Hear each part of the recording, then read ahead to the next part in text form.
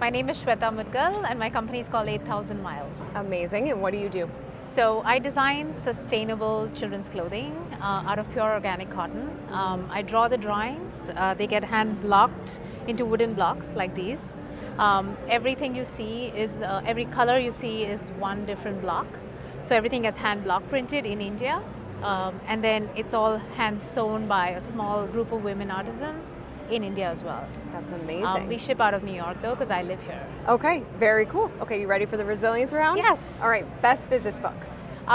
In the Company of Women by Grace Connie.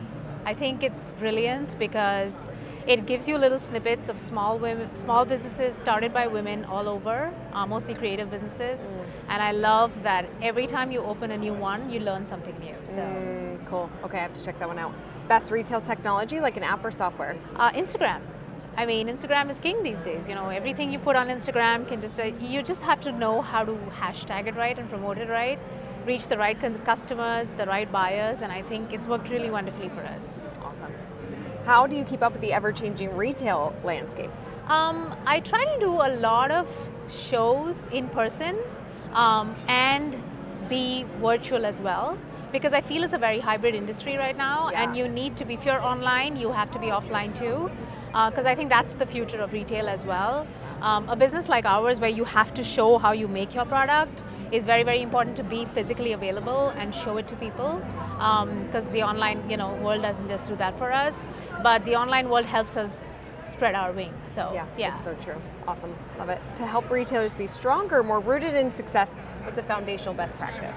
I think staying connected, staying connected with every buyer, every customer, and sort of the whole thing. Where I come from in India, we say customer is king, and I think to truly look at it that way is really, really important, because they remember you. And again, in a case of business like ours, the story is so personal that they kind of come back for that. Yeah. So I think connection is really, really important. I so agree.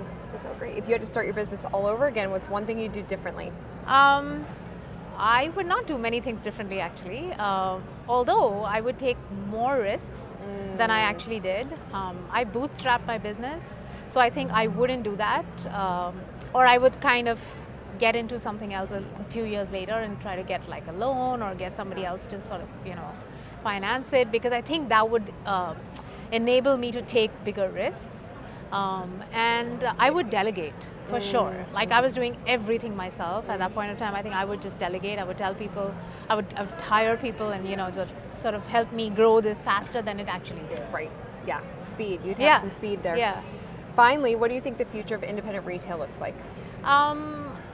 Again, I think independent retail is very, very unique as a concept.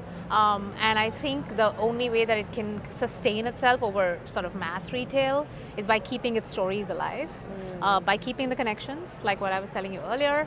And I think by sort of being on every platform possible in terms of telling people that, we're still here, we've made our stories, and we're here to live our stories. Yeah. And you're welcome to live your stories through us and our products. So I think independent retail would retain its own identity if it retained its own story. Because that's unique. Said. Beautiful. How can people connect with you and learn more? So we're at 8000miles.com, and then our Instagram handle is 8000mi. So yeah, just feel free to reach out. Amazing. Thank you for being here. Thank you. Thanks a lot. Yeah, there we go.